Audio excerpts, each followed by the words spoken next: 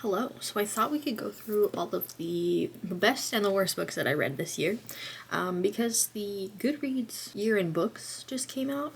So I figured we could go over that together. So I have a total of 6,061 pages read. I read 24 books, and the shortest book I had was Squeak by Vera Valentine, and the longest book was the S&P title that I won't give. I don't want to talk about it.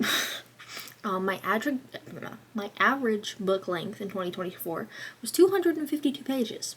The most shelved book I had on my shelves that I read this year was Twilight, with 8,864,526 people also shelving that. And the least shelved was Haunt by A.J. Merlin, which has 286 people also shelving that bad boy. My average rating for 2024 was a 2.9, so kind of on the low scale. The highest rated book on Goodreads that I read this year was Haven by Anne M. Kelley. And then those are all my stats for you. I figured we could go through, the books that I felt were the best this year, and were the worst. And we're going to start with the worst, because I feel like we must talk about Feast of Sparks by Sierra Simone. This is the second book in the Thornchapel series, and I loved the first one. The first one had mystery, intrigue, sex, thorns, chapels. It was good. I really liked that one. The cover was iconic. The second one was also intriguing. It was building more on the mystery of how the parents were linked to this place and how the kids are all doing the same rituals that their parents did. And then there are going to be spoilers. If you don't want to, skip ahead like 10-20 seconds, maybe 30 seconds. It was ruined with the potential of incest. Auden and Saint What's-His-Face, they're possibly brothers, and it was ruined. The possibility of them being actually half-brothers ruined this entire series for me. So I gave this bad boy a 2 stars. And I will not be continuing on with the series because gross.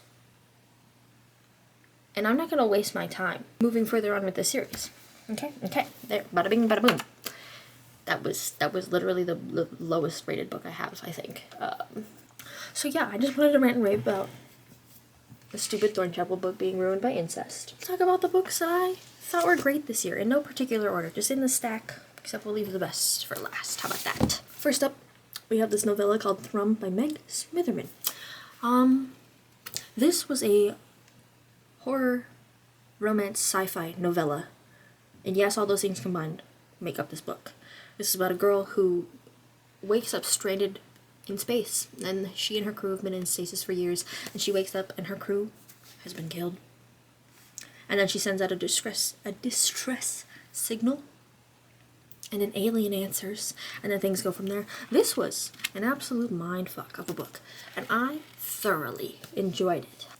The next book we had was Haven by Anne M. Kelley, and this is all about a girl named Ash, and she works for the government in this one town called Haven, and suddenly these new people arrive to town, and that's never happened before, and then things start to go from there. There are cryptids, it's like Welcome to Night Vale, X-Files, all those things. I thoroughly enjoyed this book. I did not like our main character, Ash. I just felt like she was a little bit, I know she's supposed to be all-seeing, but it felt like that was all she was doing. She was just looking and not really doing. But I really enjoyed this story, and I'm very excited for whenever the next one may come out. When might that be? I don't know. But yeah, I thoroughly enjoyed this. I would read this again, honestly. There is so much woven into this very first book that I feel like when the next book comes out, I'll have to go back and reread it to then get the full story, The next one was Escaping the Friendzone by Emily Antoinette, and this one was all about 2 friends getting stuck in an escape room and then their relationship going from there. And One of them's a minotaur, one of them's a human. I love them both. Wes is a fantastic dom in the bedroom. And Ariana, she's cute. I love her. She's fantastic. I wish I could show you the artwork, but my channel would get destroyed, so no can do. Actually, I can show you this one. Can't show you the other side, but it's great. So yeah, this was my first Emily Antoinette book, and I really want to read the rest of her Moonveil Monster series. I want to read the rest of her books. How about that? And finally, this is the last book that I have for you for this segment of clips. I hurt myself. And this is the best book I had all year. If you don't know me, which you don't really, but it takes quite a lot for a book to get 5 stars from me. Only a few books within my lifetime have gotten 5 stars. These have to be the best of the best that I have had, like, in an absolutely goofy, great, grand, giggly, grand time, okay?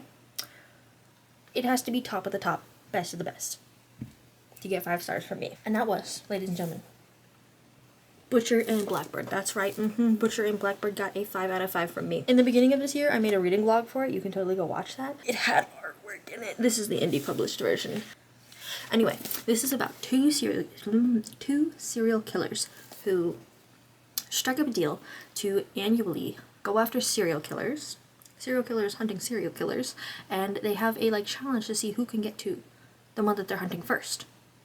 And then they have, like, they go on to develop a friendship and then a relationship, and it's beautiful. It was great.